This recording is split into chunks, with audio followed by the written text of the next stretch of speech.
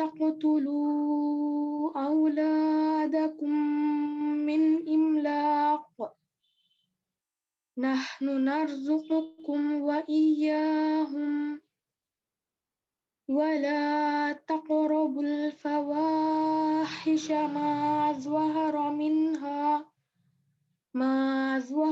منها وما بطن ولا تقتلوا النفس التي حرم الله إلا بالحق ذلكم وصاكم به لعلكم تعقلون صدق اللہ العظیم۔ ترجمہ: پھر کہو تمہاری اس حجت کے مقابلے میں حقیقت رس حجت تو اللہ کے پاس ہے، جو بے شک اگر اللہ چاہتا تو تم سب کو ہدایت دے دیتا۔ ان سے کہو کہ لاؤ اپنے وہ گواہ جو اس بات کی شہادت دیں کہ اللہ ہی نے ان چیزوں کو حرام کیا ہے، پھر اگر وہ شہادت دے دیں تو تم ان کے ساتھ شہادت نہ دینا، اور ہرگز ان لوگوں کی خواہشات کے پیچھے نہ چلنا جنہوں نے ہماری آیات کو جھٹلایا ہے اور جو آخرت کے منکر ہیں اور جو دوسروں کو اپنے رب کا ہمسر بناتے ہیں۔ اے محمد صلی اللہ علیہ وسلم، ان سے کہو کہ آؤ میں تمہیں سناؤں تمہارے رب نے تم پر کیا پابندیاں عائد کی ہیں، یہ کہ اس کے ساتھ کسی کو شریک نہ کرو، اور والدین کے ساتھ نیک سلوک کرو، اور اپنی اولاد کو مفلسی کے ڈر سے قتل نہ کرو۔ ہم تمہیں بھی رزق دیتے ہیں اور ان کو بھی دیں گے، اور بے شرمی کی باتوں کے قریب بھی نہ جاؤ، خواہ وہ کھلی ہوں یا چھپی، اور کسی جان کو جسے اللہ نے محترم ٹھہرایا ہے ہلاک نہ کرو مگر حق کے ساتھ۔ یہ باتیں ہیں جن کی ہدایت اس نے تمہیں کی ہے، شاید کہ تم سمجھ بوجھ سے کام لو۔ جزاک اللہ خیرا کثیرا۔ السلام علیکم ورحمۃ اللہ وبرکاتہ۔ وعلیکم السلام ورحمۃ اللہ وبرکاتہ۔ ماشاء اللہ، جزاک اللہ خیر بہن عظما۔ میں اب دعوت دیتی ہوں سسٹر ریحانہ کو، جو آپ کے سامنے 40 حدیث میں سے 20 نمبر کی حدیث سنائیں گی۔ اعوذ باللہ من الشیطان الرجیم، بسم اللہ الرحمن الرحیم۔ رب اشرح لی صدری ویسر لی امری واحلل عقدۃ من لسانی یفقہوا قولی۔ رب زدنی علما، رب یسر ولا تعسر وتمم بالخیر۔ اللہم فقہنا فی الدین یا رب العالمین۔ السلام علیکم ورحمۃ اللہ وبرکاتہ۔ باجی میری آواز کلیئر ہے؟ الحمدللہ کلیئر ہے، کنٹینیو کریے۔ جی ہاں جی، تھوڑا نیٹ ورک ایشوز ہے، اب بولیے اگر بیچ میں آواز کٹ جائے گی تو۔ آج کی جو حدیث ہے وہ ہم 40 نمبر کتاب سے لے رہے ہیں۔ یہ جو حدیث ہے 20th حدیث ہے اس میں، اور یہ حدیث بخاری شریف سے لی گئی ہے۔ ابو مسعود عقبہ بن عمرو انصاری بدری رضی اللہ عنہ فرماتے ہیں، قال رسول اللہ صلی اللہ علیہ وسلم، ان مما ادرک الناس من کلام النبوۃ الاولی اذا لم تستحی فاصنع ما شئت۔ اللہ کے رسول نے فرمایا، پچھلے زمانے کے انبیاء کے کلام سے جو باتیں بعد والوں کو ملی ہے، ان میں سے ایک بات یہ بھی ہے کہ جب تجھے حیا ہی محسوس نہ ہو تو پھر جو چاہے کر۔ اس حدیث کا ٹرانسلیشن یہ ہے، جب تجھے حیا ہی محسوس نہ ہو تو پھر جو چاہے کر۔ اس حدیث سے ہمیں کلیئرلی پتہ چلتا ہے کہ جب ہمارے پاس حیا ہی نہیں ہے تو وہ انسان جو چاہے کرنے پر اس کے پاس ہر چیز کا پرمٹ رہتا ہے، وہ جو چاہے اپنے مرضی سے کرتا ہے۔ اس حدیث کو سمجھنے کے لیے ہمارے پاس ایک سچی واقعہ ہے جو کہ بہت ہی فیمس واقعہ ہے، ہم آج اس کو پھر سے پڑھیں گے۔ اس زمانے میں ایک شرابی ہوا کرتا تھا جو کہ بالکل ان پڑھ تھا، اس کے پاس نہ ہی کوئی اخلاق تھے، نہ ہی وہ کسی کی عزت کرتا تھا، نہ ہی کسی کی قدر کرتا تھا، اور وہ ایک جوان انسان تھا، اور حد تو یہ تھی کہ وہ پبلک میں بھی شراب پیا کرتا تھا. اس کے ایک گروپ آف فرینڈس بھی تھے جن سب میں سے وہ بہت ہی زیادہ بے حیا تھا. جو پبلک گیدرنگس ہو, چاہے وہ سڑک ہو, چاہے جیسا بھی سچویشن ہو, وہ ہر حالت میں شراب پیا کرتا تھا. اس طرح کا وہ ایک انسان تھا.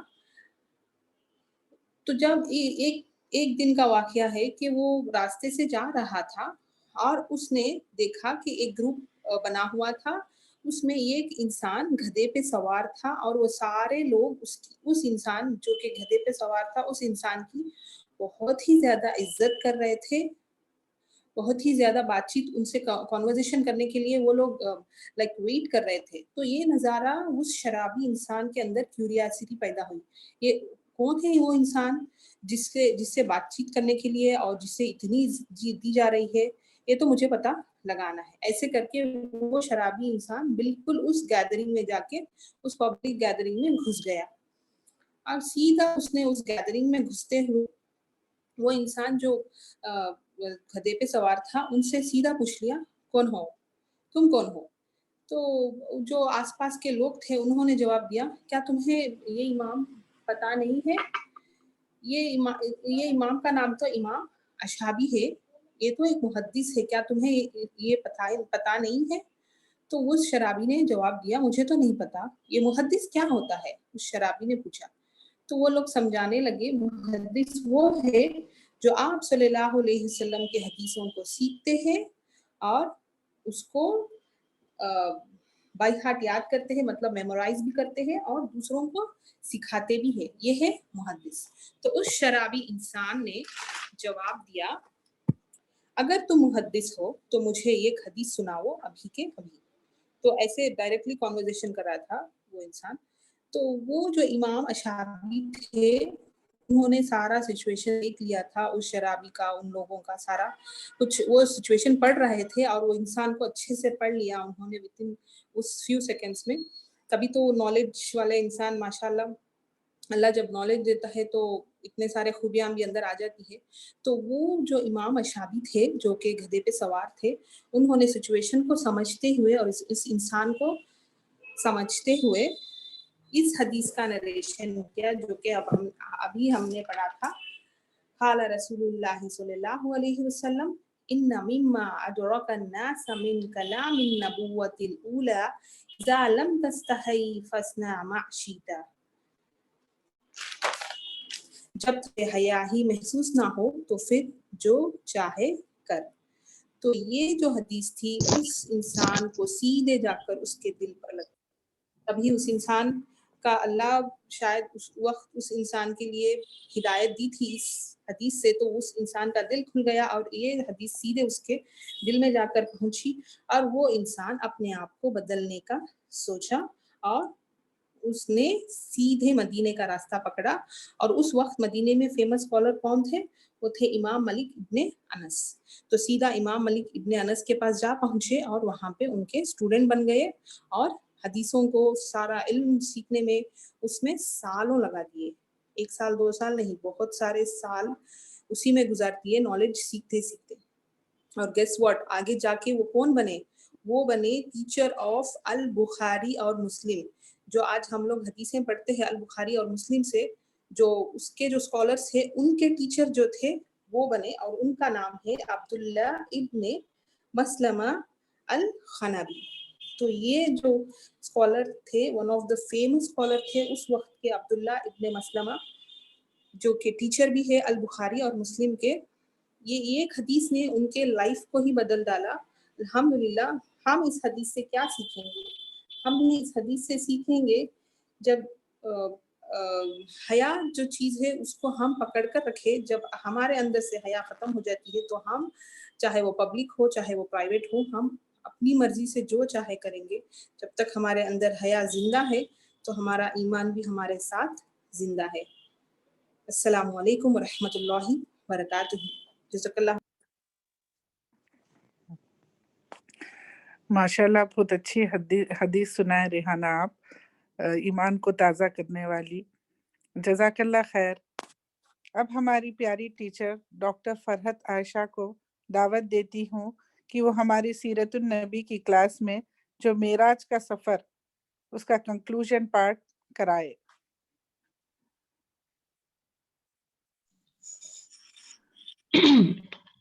جزاک اللہ خیر عامر وجی اینڈ ریحانہ، ماشاء اللہ. اللہ تعالیٰ آپ تمام کو بہترین اجر عطا فرمائے. انشاءاللہ ہم لوگ سیرت النبی کریم صلی اللہ علیہ وسلم کے جو معراج کا سفر ہے اس کی تھوڑے سے لیسنس اور کنکلوژن باقی ہے، وہ دیکھ لیتے ہیں. نحمدہ ونصلی علی رسول الکریم. اعوذ باللہ من الشیطان الرجیم. بسم اللہ الرحمن الرحیم. رب اشرح لی صدری ویسر لی امری واحلل عقدۃ من لسانی یفقهوا قولی. ربی زدنی علما ربی زدنی علما. اللہم فقہنا فی الدین اللہم فقہنا فی الدین. یا مقلب القلوب ثبت قلبی علی دینک. یا حی یا قیوم برحمتک استغیث واصلح لی شانی کلہ ولا تکلنی الی نفس طرفۃ عین. ربی زدنی علما ربی زدنی علما ربی زدنی علما. آمین یا رب العالمین. السلام علیکم رحمۃ اللہ وبرکاتہ. الحمدللہ ثم الحمدللہ. ہم نے سیرت النبی کا سفر شروع کیا تھا امپورٹنس آف سیرہ سے لے کر الحمدللہ 24 ہفتوں کا ہمارا تقریباً سفر رہا ہے، جس میں ہم مختلف مراحل میں سیرہ آپ صلی اللہ علیہ وسلم کی زندگی مبارکہ یعنی بایوگرافی آف پروفٹ محمد صلی اللہ علیہ وسلم ایک بہترین جو ہے نا پڑھنے والی چیزوں میں بہترین چیز اللہ نے ہمیں پڑھوا رہے ہیں. اللہ تعالیٰ کے فضل سے ہم اس چیزوں کو پڑھ رہے ہیں اور سیکھ رہے ہیں، اور بہت ساری امید ہے کہ بہت ساری چیزیں جو ہے نا اسلام کے کانسیپٹس اور جو سوالات ہمارے دماغ میں گونجتے تھے اس کی بہت ساری جو ہے نا سولوشنز بھی ہم اس سیرہ کے تھرو جو ہے نا حاصل کر رہے ہوں گے. تو یہ سفر جاری رہے گا انشاءاللہ. کوشش ہے کہ ہمارا اس سفر میں ایٹ لیسٹ ہم کلاسز ہمارے دورہ قرآن سے پہلے جتنے بھی کلاسز ہوتے ہیں ہم لوگ کوشش کریں گے کہ ہم ہجرت ایٹ لیسٹ مکی زندگی ہماری ہم جو ہے نا مکمل کر لیں. آفٹر انشاءاللہ دورہ قرآن کے جو کلاسز ہوں گے اس میں ہم لوگ مدینہ میں جو آپ صلی اللہ علیہ وسلم کا جو ہے نا اسلام کا جو بول بالا ہوا اور اسلام کی جو سلطنت قائم ہوئی اس کے تعلق سے انشاءاللہ ہم لوگ اگلے جو ہے نا سیشن کے اس میں پڑھیں گے. اللہ تعالیٰ ہمارے لیے یہ تمام پلاننگز کو آسان کرے اور ہم صحت اور زندگی اور مہلت دے تاکہ ہم پڑھتے جائیں اور اپنے آپ کو اس کے مطابق ڈھالتے جائیں. ٹھیک. اور ہم لوگ لاسٹ میں کہاں رکے تھے؟ وہاں رکے تھے کہ آپ صلی اللہ علیہ وسلم کو اللہ سبحانہ تعالیٰ نے طائف کے سفر کے بعد میں آپ کے بہت ہی عزیز چاچا اور اپنی بہترین بیوی کے ان کی زندگی سے نہیں رہنے کے باوجود اللہ تعالیٰ نے انہیں ایک تسلی ایک کنسول کرنے کے لیے ایک بہترین تحفے کے طور پہ معراج کا سفر کروائے تھے.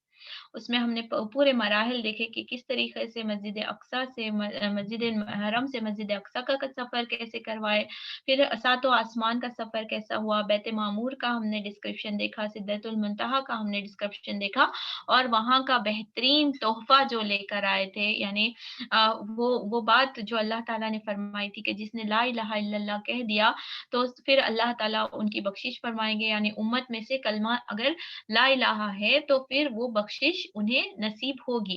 اس بات کو ہمیں یاد رکھنا ہے کہ کلمہ اگر دل سے کوئی بھی کلمہ گو ہے، لیکن پرابلم کیا ہے کہ انہیں ان کے گناہوں کے اور ان کے اعمال کے نتیجے کے بعد کی بات ہے. اینڈ پرسوں کلاس میں ہم نے دیکھا کہ اسپیس کی جو ٹائم لیمیٹیشنز ہے وہ کمپلیٹلی ڈیفرنٹ ہے. اگر 50,000 سال کا ایک دن ہے، دنیا کے 50,000 سال کا اگر ایک دن وہاں کا کتنا عرصہ رہے گا وی نیور نو. تو it will be a very long duration اور اتنا زیادہ ہم پین برداشت کر سکیں گے. تو بشارت تو اللہ سبحانہ تعالیٰ نے دے دی ہے. ہم کوشش کرنا ہے کہ اللہ کی رضا حاصل کریں اور بنا دوزخ کی آگ میں جھلسے ہوئے اللہ کے فضل سے ہم تمام جنت کی باغوں میں داخل ہونا. یہ ہماری زندگی کا جو میدان ہے اس میں ہمیں یہ کوشش کرنا ہے. اس بشارت کو ایزی نہیں لینا ہے، اسے ایز اے وارننگ بھی لینا ہے کہ کیونکہ گناہوں کی سزا کے بعد میں پھر جنت تو ملے گی ہی ملے گی. وہ آخری دستہ ہوگا جس میں آپ صلی اللہ علیہ وسلم کو جو ہے نا تیسری بار سفارش کریں گے. اس کے بعد ان کلمہ گو لوگوں کو جو کرائی کے برابر بھی جس کے دل میں ایمان ہے انہیں جو ہے نا جنت میں داخل کیا جائے گا. یہ سفارش رہے گی آپ صلی اللہ علیہ وسلم کی. تو ڈسکرپشن ہم پڑھیں گے اس میں اور بات اس کا خلاصہ کریں گے. ٹھیک, تو وہ ایک بشارت دی گئی تھی اور جو ہے نا سورہ بقرہ کی آخری 2 آیتوں کی بشارت دی گئی تھی, اور یہ عرش کے خزانوں میں سے ملی ہوئی آیتیں ہیں, اسے پڑھنے کی برکت ہم نے دیکھی تھی. تھرڈ جو ہے نا نماز کا تحفہ ہمیں ملا تھا, اسی لیے کہا جاتا ہے کہ نماز مومن کی معراج ہے. اللہ سبحانہ تعالیٰ نے نبی کریم صلی اللہ علیہ وسلم کو آسمانوں پہ بلا کر معراج کا سفر کروائے تھے, ملاقاتیں ہوئی تھی, بات ہوئی تھی, تو یہ معراج آپ صلی اللہ علیہ وسلم کی تھی. اور مجھے اور آپ کو اللہ سے ملاقات کرنا ہے تو کون سی حدیث مجھے اور آپ کو اس کا سہارا دیتی ہے؟ نماز مومن کی معراج ہے. یعنی ہم جب نماز کی حالت میں ہوتے ہیں تو ہم گویا اللہ سبحانہ تعالیٰ سے کلام اور ملاقات کر رہے ہوتے ہیں. سبحان اللہ, گریٹسٹ کیا بولیں گے, ہمارا جو پوزیشن ہے دنیا میں, جیسے عہدہ ہے, ہم مرسیڈیز میں بیٹھ کے خوش ہوتے ہیں, بڑے بڑے گارڈنز میں یا کوئی بھی چیز ایسے پہن کر خوش ہوتے ہیں, تو مطلب ایک جو پرائڈ کا جو مقام اگر ہوگا ہمارا, تو وہ مقام ہوگا اللہ کے سامنے کھڑے ہونے کا. نماز اتنی معتبر اور نماز اللہ سے ملاقات کا وقت ہوتا ہے. اللہ سبحانہ تعالیٰ اس موقع کو ہمیں بار بار, حضور صلی اللہ علیہ وسلم فرماتے ہیں, اللہ اس شخص کو بہت پسند فرماتا ہے جو ایک نماز سے دوسری نماز کے وقت میں اللہ کے انتظار میں, اللہ کی محبت میں اس وقت کا انتظار کرتا ہے. وضو کر کے جو ہے نا بہترین لمحات میں سے وہ لمحات ہے جب مومن دوسری نماز کا انتظار کرتا ہے. خود آپ صلی اللہ علیہ وسلم بےچینی محسوس کرتے تھے ایک نماز سے دوسری نماز کے وقفے کے بیچ میں, کیونکہ ان کو پتا تھا کہ یہ اللہ سے ملاقات کا وقت ہے. تھوڑا سا اپنی نمازوں کو ہم جھانک لیتے ہیں, ہم تھوڑا ٹٹول لیتے ہیں کہ ہم کس مقام پہ نماز ادا کریں. احسن درجے کی نماز ہے یا یہ وہ سجدہ ہے جو بیزارگی سے ہم ادا کر دیتے ہیں گویا کوئی قرض ادا کر رہے ہیں, ہے نا. تو اس طریقے کے ہمارے سجدے ہیں یا اللہ کی ملاقات والے سجدے ہیں, کیونکہ یہ تحفہ اللہ نے ہمیں دیا ہے معراج میں بلا کر. تو اس کا بہت قدر کرنا ہے, اور اس کی بہت ساری فضیلت بھی ہم پچھلی کلاس میں ہم دیکھ چکے ہیں, تو I am not going to repeat that points. تو آگے چلتے ہیں.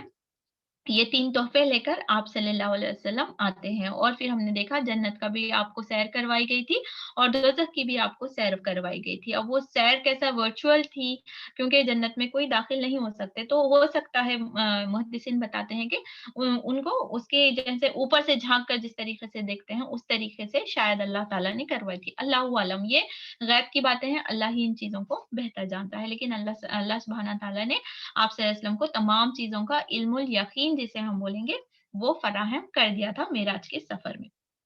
اب آتے ہیں واپس زمین کی طرف کہ آپ صلی اللہ علیہ وسلم جب واپس آتے ہیں, تو جب واپس جو ہے نا براق کا ہی سفر سے واپس آ رہے تھے, تو آپ صلی اللہ علیہ وسلم نے دیکھا کہ مکہ کی طرف ایک قافلہ جا رہا تھا, اور انہیں ان کا ایک اونٹ بھی جو ہے نا دیکھا جس میں وہ بھڑک گیا تھا. یعنی اونٹ جیسے بھڑک جاتے ہیں جانوروں میں, کبھی کبھی ایک تیز پن آ جاتا ہے تو وہ قافلے سے الگ ہو کر بھاگنا شروع ہو جاتے ہیں, تو ویسا بھڑکا ہوا ایک اونٹ تھا جو آگے جا رہا تھا.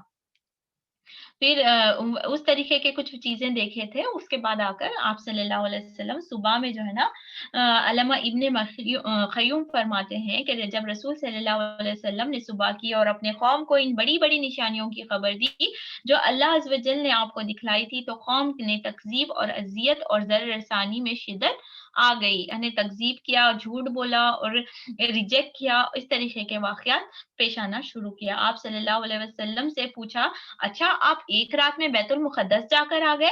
کیونکہ اس وقت بیت المقدس کا جو سفر تھا اٹ واز لائک بہت لمبا سفر تھا, یعنی دنوں اور ہفتوں کا سفر تھا. قافلے میں اونٹ کے ذریعے سے وہ لوگ ٹریول کرتے تھے, تقریباً 8 دن کا سفر بتایا جاتا ہے تقریباً.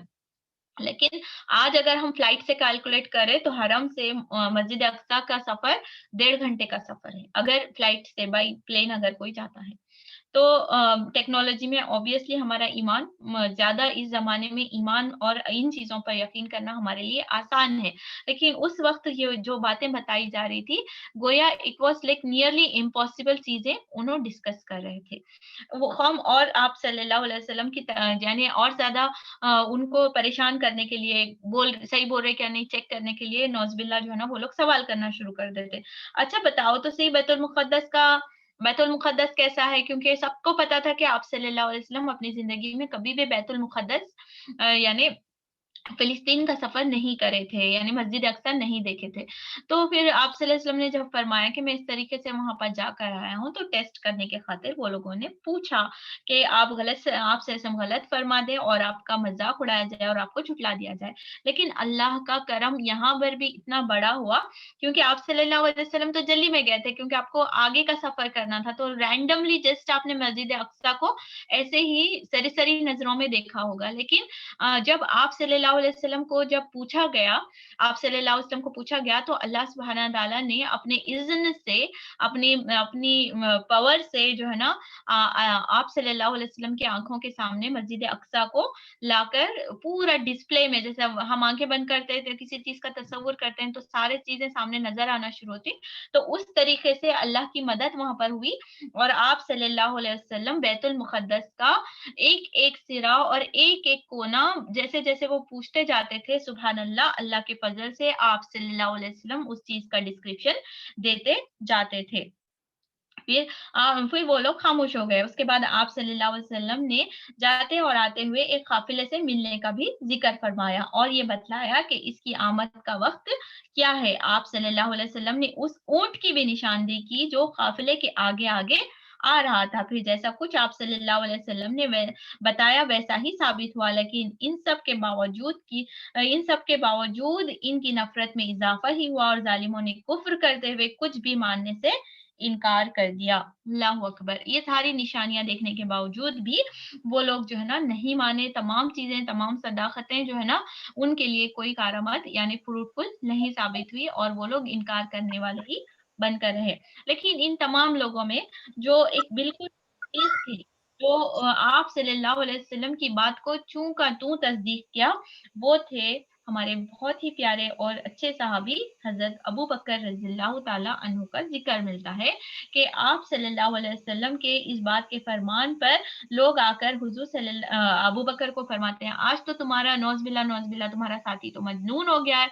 वो कहता है कि मस्जिद अक्सा से मस्जिद हरम और फिर से आसमानों का सफ़र रातों रात कर आया है। नौज़ बिल्ला इस तरीके से अबू बकर रज़ियल्लाहु ताला अन्हु को चिढ़ाने के खातिर जो है ना बातें बनाने लगे। लेकिन हुआ उसका उल्टा। हज़रत अबू बकर फरमाते हैं कि अगर मेरे महबूब ये फरमाते हैं, अगर मेरे दोस्त और सदीक़ ये फरमाते हैं, तो मैं इसको चूँ का त्यूँ यकीन करता हूँ और इससे भी ज़्यादा अगर कोई बात नहीं बिलीव करने वाली है और अगर वो बताते हैं, तो मैं इस पर भी यकीन करता हूँ। सुभान अल्लाह!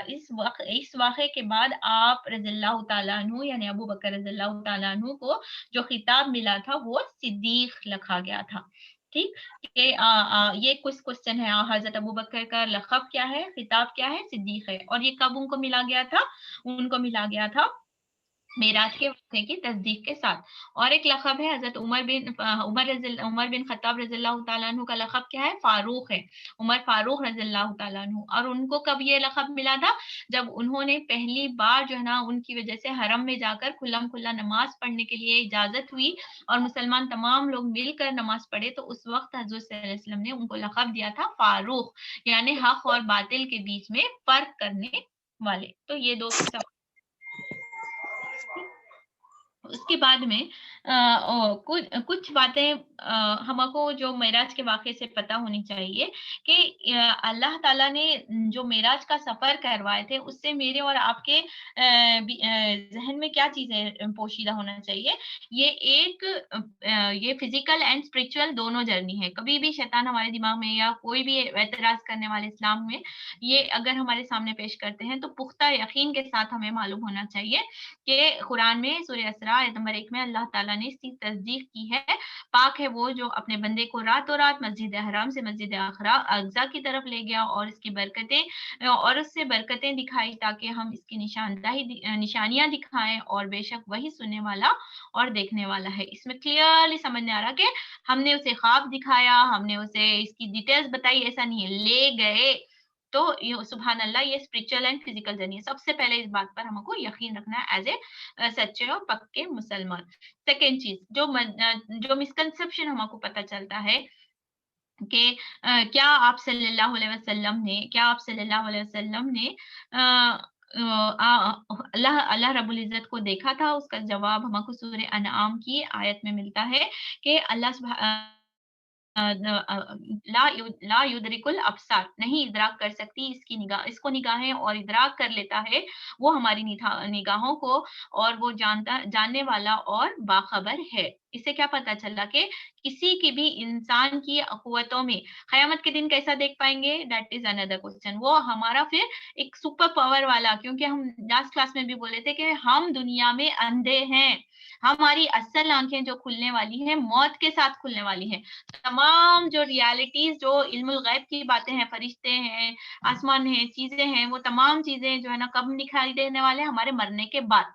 तो रियलिटी में हम सब अंधे हैं, एक लिमिटेड विजन के साथ हम इस दुनिया में पैदा किए गए हैं। इसीलिए क़यामत के दिन हम रब्बुल इज्जत की इंशाअल्लाह बिइज़्निल्लाह अल्लाह हम सब के लिए वो लम्हा खुशी का नजर आए, क्योंकि जन्नत की बेहतरीन नेमतों में से जो नेमत का जिक्र मिलता है वो अल्लाह रब्बुल इज्जत का दीदार है। अल्लाह हम सब को वो दीदार नसीब फरमाए, वैसी तैयारियां और वैसे रज़ाए इलाही के काम करने की भी तौफीक दे।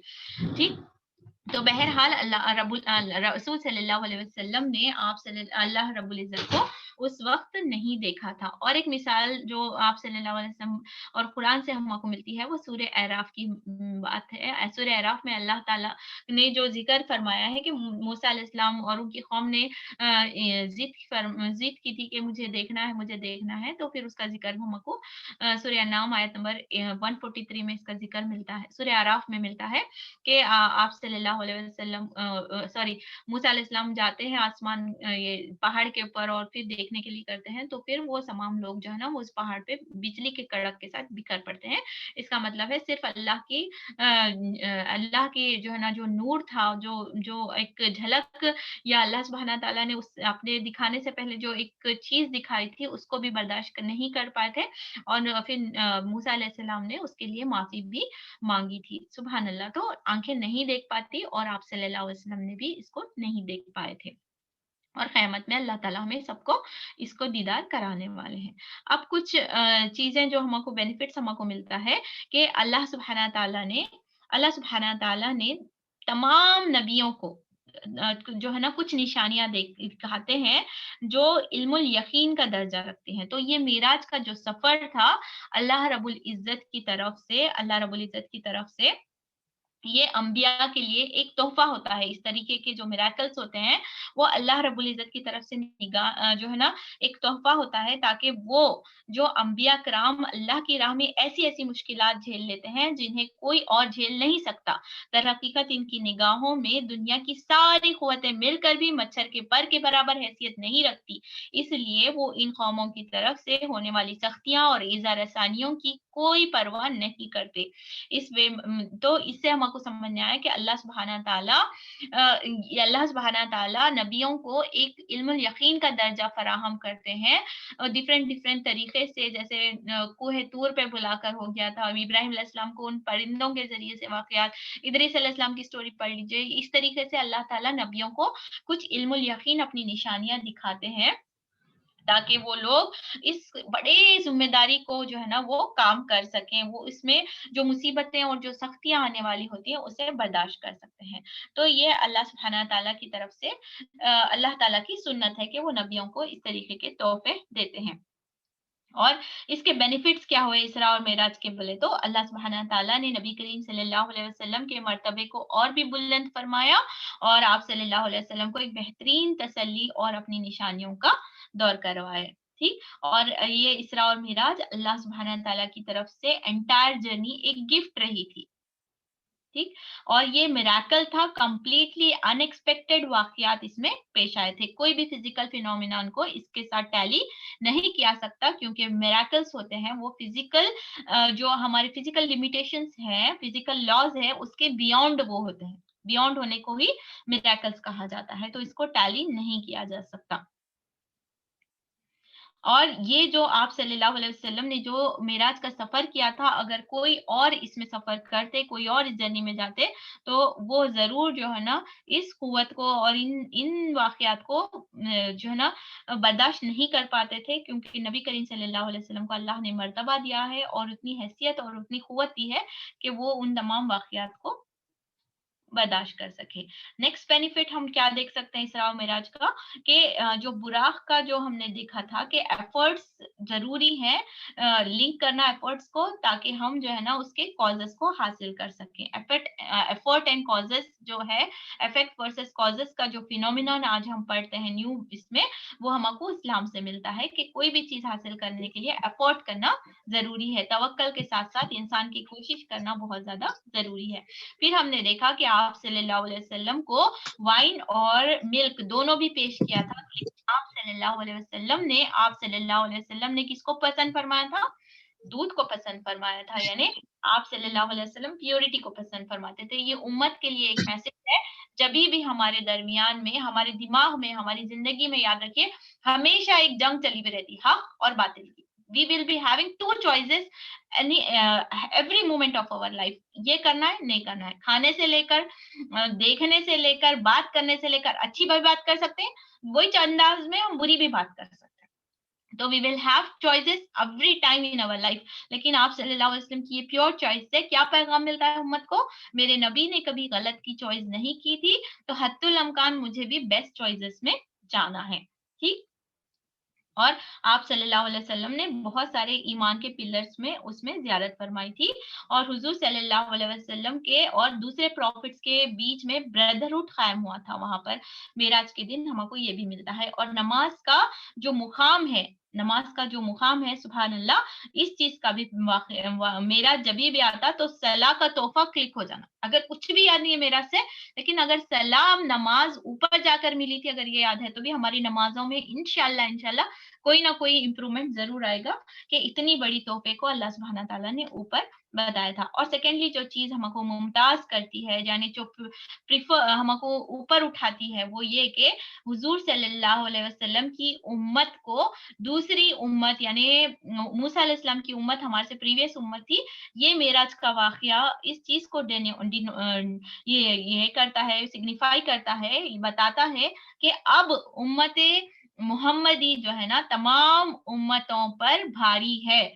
सुपीरियर टू ऑल अदर उम्मत। सुभान अल्लाह। ये वाकये से अल्लाह सुब्हाना ताला ने ये बात जो है ना इब्ने कसीर में बताई गई है कि इस वाक़े के बाद में उम्मत मुसलमान को ये निशानी दी गई थी, ये बात बताई गई थी कि अब तमाम उम्मतों में सुभान अल्लाह उम्मत मोहम्मद सल्लल्लाहु अलैहि वसल्लम मुमताज यानी उम्दा है।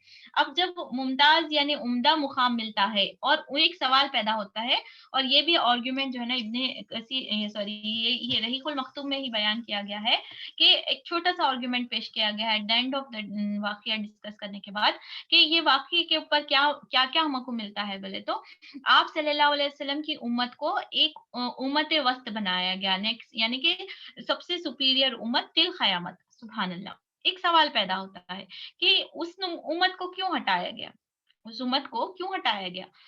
उस उम्मत को इसमें ऑथर लिखते हैं, और ये तमाम लोगों की राय और मुत्तफिक भी है। अगर आप तफसीर में भी देखें कि अल्लाह ताला कुरान शरीफ में इरशाद फरमाते हैं, और जब हम किसी बस्ती को तबाह करना चाहते हैं तो वहां के असहाब सरवत यानी क्रीम ऑफ दिस सोसाइटी को हुक्म देते हैं, मगर वो खुली खिलाफ वर्जी करते हैं, बस इस बस्ती पर तबाह का कौल पर हक हो जाता है और हम इसे कुचल कर रख देते हैं। यानी उन लोगों ने अपनी ड्यूटीज को, सुपीरियर पोजीशन को संभाल कर इस पे हक को काम नहीं किया था, तो अल्लाह सुब्हाना ताला उस कौम को हटाकर दूसरी कौम हमारी सूरत में ला लिए। अब हम बड़े लाडली उम्मत हैं, हम जो भी कर लें अल्लाह सुब्हाना ताला हमें नहीं मिटाएगा। हमारी कौम को हटाकर दूसरी कौम अल्लाह ताला एक बार लाने के बाद क्या दूसरी बार लाने के कुदरत रखते हैं? ये सवाल है कि जो कौम सुस्त पड़ेगी, जो कौम अपनी जिम्मेदारियों से कोताही बरतेगी, अल्लाह सुब्हाना ताला की सुन्नत है कि उस कौम, उस बस्ती को तबाह कर दिया जाता है, और उसकी जगह पर दूसरी कौम और दूसरी बस्ती को उठा खड़ा कर दिया जाता है। अल्लाह ताला फरमाते हैं जो तुम्हारे मुकाबले में अल्लाह की ज्यादा फरमाबरदार होंगे और अल्लाह का ज्यादा हक अदा करने वाले होंगे। एक हदीस है तिरमिजी शरीफ की, मैं देख रही थी, उसमें आप सल्लल्लाहु अलैहि वसल्लम की हदीस का मफहूम है कि आप सल्लल्लाहु अलैहि वसल्लम ने इरशाद फरमाया, जिस जगह पर अमर बिल मारूफ और नहीं अनिल मुनकर का काम करना, یعنی جو قوم اس طریقے کے حکم دینے، برائی کو روکنے اور حق کو قائم کرنے میں اپنا کوئی رول ادا نہیں کرتی، تو اللہ سبحانہ تعالیٰ اس قوم پر، اس بستی پر ایسا عذاب نازل فرما دیتا ہے، پھر اس کے اوپر کوئی رحم نہیں کیا جاتا، پلس اس کی کوئی دعا قبول نہیں ہوتی اس عذاب کے آنے کے بعد۔ گناہ کیا ہے؟ امر بالمعروف اور نہیں انل منکر، یعنی جو قوم کو وسط بنانے کے لیے جو ریسپانسبلٹی ملتی ہے، اس ریسپانسبلٹی کو اگر قوم کے لوگ ٹیک اٹ ایزی، میری نماز، میرا روزہ، میری زکوٰۃ، میرا حج میرے لیے کافی ہے والی تھاٹس اپنے اپنے گھروں میں قید ہو کر اپنے اپنے لمیٹیشنز میں عبادتیں کرنا، اپنے منصب کو نہیں جاننا، یہ ہمارے بستی پہ عذاب لانے کا باعث ہو سکتا ہے، اور دعائیں قبول نہیں ہونے کا بھی باعث ہو سکتا ہے۔ بہت زیادہ ڈرانے والی حدیث ہے کہ اب ہم جب امت وسط بن چکے ہیں، اب ہم جب دا بیسٹ امت تل قیامت ہمارا لقب مل چکا ہے، تو کیا اللہ سبحانہ تعالیٰ ہمیں یہ منصب ایسے ہی چھوڑ دیں گے؟ بنا حساب کتاب کے ہم چھوڑ دیے جائیں گے اور ہمیں ہٹا کر کوئی اور قوم نہیں آباد ہوگی؟ تھوڑی سی نظریں اگر ہم اپنے اطراف میں اٹھا کر دیکھتے ہیں، اس کا جواب ہمیں مل سکتا ہے۔ نیو مسلمز کا جو پرفارمنس ہے، the way ان لوگ اسلام کی طرف محبت کرتے ہیں، دیوانہ وار صحابہ کی محبت کے نقشے وہاں پر نظر آتے ہیں۔ everything sold just for اللہ سبحانہ تعالیٰ۔ قرآن میں اللہ تعالیٰ بولتے ہیں ایمان والے تو وہ ہیں جو اپنی جان، اپنی مال اللہ کے جنت کے عوض جو ہے نا بیچ دیتے ہیں، اور اللہ ان کی جانوں اور مالوں کو جنت کے عوض خرید لیتے ہیں۔ تو these are the true Muslims جو اللہ کو اللہ جو ہے نا طلب کرتے ہیں، اللہ جو ہم سے چاہتے ہیں، not only نماز، میرا حجاب درست ہو گیا، میری نماز درست ہوگی، that's it, I am a very good Muslim, I am a practical Muslim۔ Please ہوش کے ناخن لیجئے کہ یہ جو عذاب ہماری قوم پر نازل ہو رہا ہے، وہ ہماری اس بڑے حکم کو، ہم امتی ہونے پر رشک کرتے ہیں، لیکن امتی ہونے کا ایک فرض بھی ہے جسے کہیں نہ کہیں شیطان کے وسوسوں اور غفلتوں کی وجہ سے ہم بھلا بیٹھے۔ اللہ سبحانہ تعالیٰ اس عذاب کے امید کرتے ہیں کہ یہ جو فتنے کے چل رہے ہیں وہ عذاب کی شکل نہ لے اور ہماری وقت مہلت نہ چھینے اور ہم زوال کے اس مقام پر نہ پہنچے جب ہماری دعائیں بھی قبول نہ ہو رہی۔ کمر کس لیں، اللہ سے رو کر دعائیں کریں، اللہ تعالیٰ مجھے اس چیز کا علم نہیں تھا، اب مجھے اس چیز کا شعور آ رہا ہے، تو اللہ سبحانہ تعالیٰ مجھے چانس دیجئے، اللہ سبحانہ تعالیٰ مجھے موقع عطا فرما دیجئے۔ میں اس چیز کے دیکھ رہی تھی کہ جس چیز کو، ایک مشن کو کمپلیٹ کرنے کے لیے کیا کیا چیزیں لگتی ہیں، جسٹ ایک ریسرچ یا پھر چیزیں مطالعہ کرنے کے بیچ میں اسلامک لٹریچر نہیں، just random literature to improve our self کے اس میں دیکھ